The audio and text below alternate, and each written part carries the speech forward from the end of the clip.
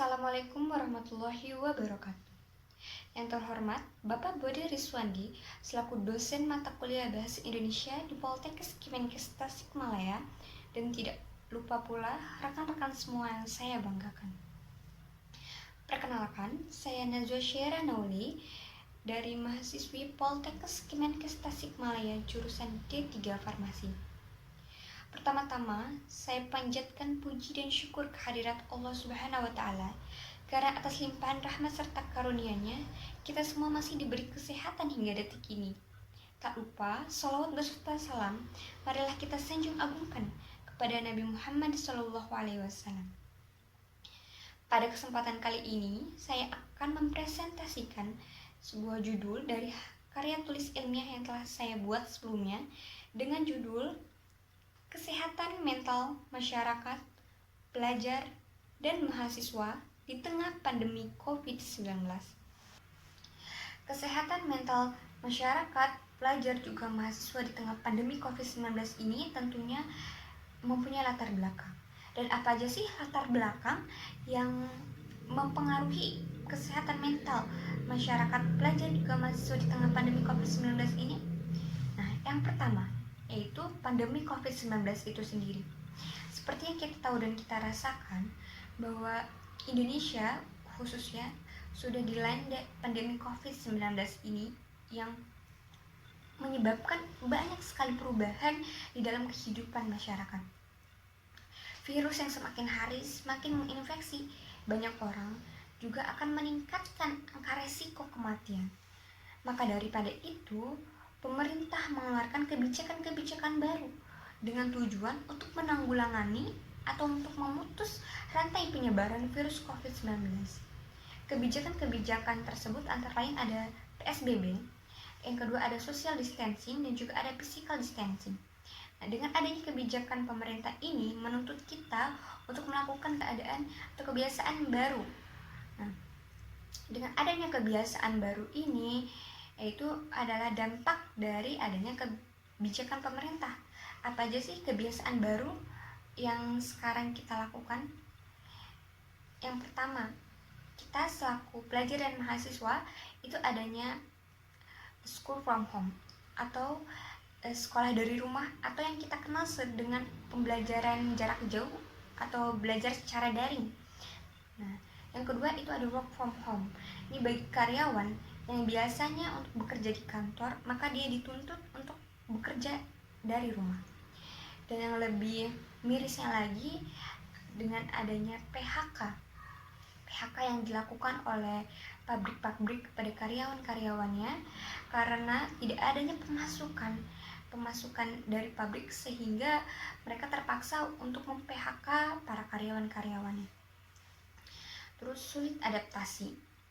Dengan adanya kebijakan pemerintah, dengan adanya kebiasaan baru yang tercipta, apabila kita sulit beradaptasi, maka gejala-gejala gangguan kesehatan mental ini akan kita rasakan, seperti stres, ketakutan, frustasi, kecemasan, dan bahkan lebih parahnya itu depresi. Maka kita dituntut untuk bisa mampu beradaptasi dengan keadaan-keadaan baru untuk mencegah adanya gejala gangguan kesehatan mental. COVID-19, kenapa dia dikatakan sebagai pandemi? Karena COVID-19 ini telah menginfeksi ratusan juta orang hampir di seluruh dunia. Seperti yang kita ketahui bahwa awal mulanya COVID-19 ini muncul atau pertama kali ditemukan di kota Wuhan, Cina. Dan apa sih penyebabnya dari COVID-19 ini? COVID-19 ini disebabkan oleh virus berjenis novel coronavirus. Dan juga penyebaran dari virus COVID-19 ini bukan melalui udara, tetapi ia dapat menular secara droplet atau secara percikan, karena adanya percikan air dari air ludah maupun air yang berasal dari hidung. Dan gejala-gejala COVID-19 ini umumnya hampir mirip dengan gejala-gejala flu, yaitu bersin, pilek, juga disertai demam. Tapi lebih parahnya lagi, dia akan menyebabkan pneumonia, sindrom pernapasan akut, dan bahkan menyebabkan kematian. Nah, yang ada di sebelah saya ini itu adalah kasus COVID-19 di negara Indonesia.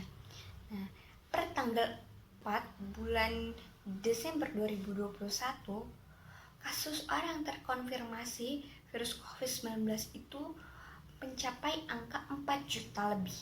Dan kasus aktif sekarang itu 7.632. Kasus sembuhnya itu sudah mencapai angka 4 juta dan kasus meninggalnya itu mencapai angka 100.000 orang lebih. Karena semakin tingginya peningkatan orang yang terkonfirmasi virus COVID-19 ini, maka kita dituntut untuk waspada dan menjaga diri agar kita bisa sama-sama menjaga untuk melindungi diri kita sendiri dan juga orang lain dari penyebaran virus COVID-19. Semakin hari, semakin banyak orang terkonfirmasi virus COVID-19. Bahkan Indonesia sendiri sudah mencapai angka kasus 4 juta lebih. Nah, maka daripada itu, kita dituntut untuk melakukan berbagai tindakan pencegahan dari penularan virus COVID-19. Nah, beberapa tindakan pencegahan virus COVID-19 ini, yang pertama itu ada menjaga kebersihan tangan. Nah, kita dituntut untuk selalu menjaga kebersihan tangan, terutama selepas kita keluar dari rumah. Nah, yang kedua, hindari menyentuh mata, hidung, dan mulut. Nah, yang ketiga, menerapkan etika batuk. Seperti yang sudah saya ketahui bahwa penularan virus COVID-19 ini dapat tertular secara droplet. Nah, maka kita harus bisa menjaga etika batuk kita. Yang keempat, menggunakan masker medis. Nah, masker medis ini adalah langkah yang paling sederhana dalam pencegahan penularan virus COVID-19. Nah, yang kelima itu menjaga jarak 1 meter.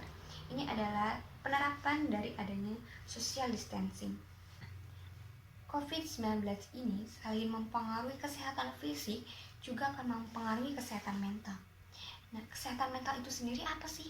Nah, kesehatan mental ini adalah bentuk dari terrealisasinya keselarasan yang betul-betul antara semua fungsi dari jiwa dan memiliki kesiapan dalam menghadapi masalah yang terjadi dan secara positif merasakan akan kebahagiaan dan kemampuan dirinya.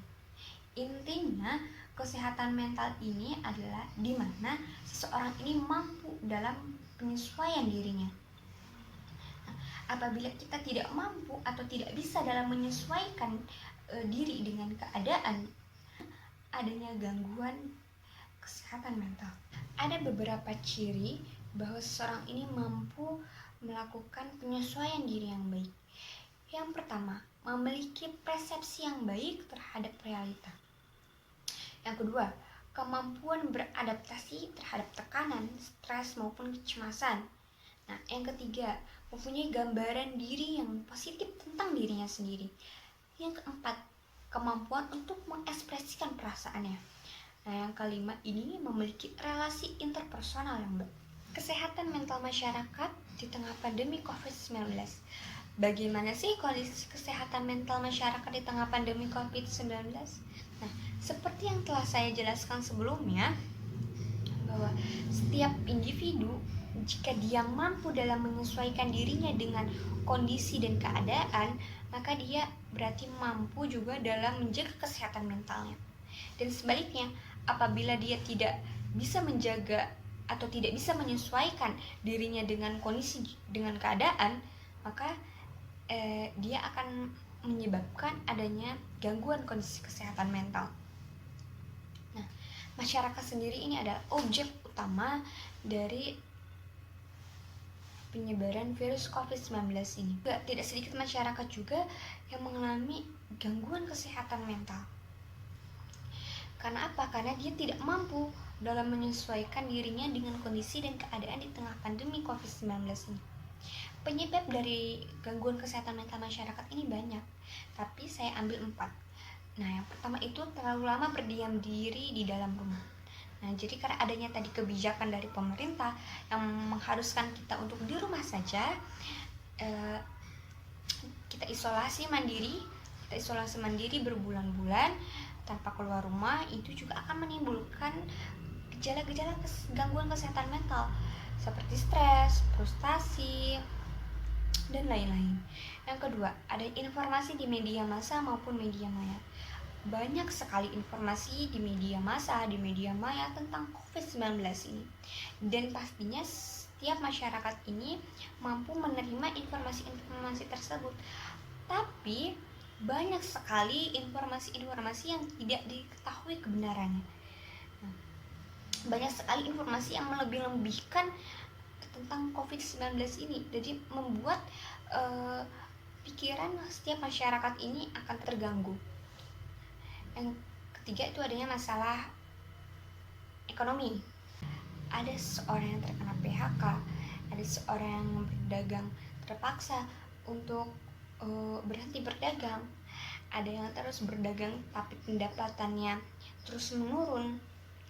Ini adalah masalah ekonomi yang umumnya dirasakan oleh masyarakat. Nah, yang terakhir adalah diri sendiri. Nah, karena diri sendiri ini tidak mampu tadi dalam menyesuaikan dirinya dengan kondisi dan keadaan, menyebabkan setiap individu ini selalu merasa cemas terhadap penularan virus COVID-19 ini. Dari kecemasan atau ketakutan yang ditimbulkan oleh diri sendiri, ini akan berakibat pada yang pertama, mendorong orang untuk menyembunyikan penyakit untuk menghindari diskriminasi. Yang kedua, membuat orang untuk menunda mencari perawatan kesehatan. Yang ketiga, akibatnya dia akan frustrasi sendiri. Terus yang keempat, itu kecurigaan pada orang lain, kecurigaan bahwa seorang yang telah kita temui itu apakah dia terinfeksi virus COVID-19 atau tidak. Atau ada tetangga yang sedang sakit, kita takut untuk menjenguknya. Karena apa? Karena kita curiga, takut dia terinfeksi virus COVID-19. Nah, yang terakhir adalah kecemasan dan ketakutan berlebih. Tadi adalah penjelasan dari kesehatan mental masyarakat di tengah pandemi COVID-19. Sekarang adalah kesehatan mental pelajar di tengah pandemi COVID-19. Seperti yang kita tahu dan kita rasakan, bahwa pelajar dimulai dari jenjang PAUD hingga SMA, ia dituntut untuk belajar di rumah. Ini sesuai dengan peraturan Kemendikbud RI dengan surat edaran nomor 4 tahun 2020 yang isinya adalah menerapkan proses belajar jarak jauh. Nah, tentunya dengan adanya PJJ atau pembelajaran daring ini menimbulkan dampak positif maupun dampak negatif yang dirasakan oleh pelajar. Tapi tidak sedikit pelajar yang mengeluhkan dari proses pembelajaran jarak jauh ini, karena adanya kendala-kendala yang dialami oleh para pelajar ini, ujung-ujungnya dia akan merasakan gangguan dari kesehatan mental. Ada beberapa kendala-kendala yang dialami oleh para pelajar di Indonesia. Yang pertama, yaitu kekurangan kuota. Karena pembelajaran yang setiap hari terus menerus itu dengan juga pemberian kuota yang belum teratur, ini juga akan menyebabkan kekurangan kuota dan akhirnya para pelajar ini tidak mengikuti pembelajaran jarak jauh. Yang kedua, akses internet. Tidak semua daerah itu mendapatkan akses internet dengan baik. Ada saudara-saudara kita, para pelajar yang ada di kaki gunung sana atau di pelosok sana yang tidak mendapatkan akses internet. Ini juga menjadi penghambat utama dari proses pembelajaran jarak jauh. Nah, yang ketiga itu adalah fasilitas elektronik. Nah, dengan keterbatasan ekonomi juga tidak sedikit para pelajar yang tidak memiliki handphone. Jadi menyebabkan dia ini tidak bisa menerima pembelajaran dengan efektif. Yang terakhir itu adalah gangguan sekitar. Jadi karena kita belajar di rumah dengan kondisi rumah yang tidak efektif, ini juga akan mengganggu dari proses pembelajaran jarak jauh. Dampaknya pada siswa itu apa sih? Yang pertama, ketidakpahaman menerima materi pembelajaran. Karena tadi adanya gangguan kesehatan, adanya kendala internet, dan lain-lain. Yang kedua itu tugas yang menumpuk. Rata-rata para pelajar yang melakukan pembelajaran jarak jauh ini, dia ini mendapatkan tugas yang terus-menerus dari guru-gurunya. Dan ini menyebabkan seorang pelajar ini menjadi frustasi. Nah, yang ketiga itu adalah pengumpulan tugas yang terlalu cepat. Nah, tadi karena tugas yang terus-menerus diterima, tapi juga disertai dengan pengumpulan tugas yang terlalu cepat. Nah, ini itu akan berdampak sekali pada kondisi mental pelajar. Ia akan stres, ia akan frustasi, ia akan merasakan ketakutan ataupun kecemasan akhirnya. Dan sama halnya dengan pelajar, mahasiswa juga mengalami atau melakukan kegiatan perkuliahan secara daring atau secara online. Ini sesuai dengan kebijakan Kemendikbud nomor 4 tahun 2020 yang menyatakan bahwa kegiatan perkuliahan di masa pandemi ini dilakukan secara daring di rumah bagi mahasiswa. Nah, perubahan metode dari pembelajaran tatap muka ke pembelajaran daring ini yang dilakukan secara mendadak ini menimbulkan beberapa masalah atau beberapa kendala yang dialami oleh para mahasiswa. Nah, salah satunya atau yang pertama, kurangnya kesiapan dosen juga mahasiswa itu sendiri. Yang kedua, kurangnya penguasaan teknologi karena waktu yang sangat singkat. Nah, jadi karena pembelajaran daring, jadi kita dituntut untuk bisa tahu bagaimana menggunakan aplikasi, bagaimana kita bisa tahu lagi atau bagaimana kita bisa aktif lagi dalam penggunaan teknologi.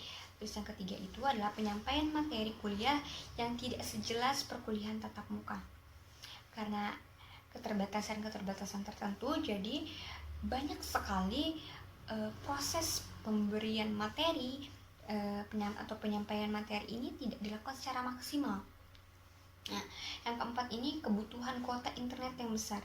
Nah, tadi jadi kita dituntut untuk bisa lebih tahu lagi tentang teknologi, bagaimana kita bisa menggunakan aplikasi. Karena secara daring, maka kita ini menggunakan aplikasi-aplikasi yang tentunya membutuhkan kuota yang besar. Nah, terakhir itu adalah kondisi sinyal internet yang tidak stabil.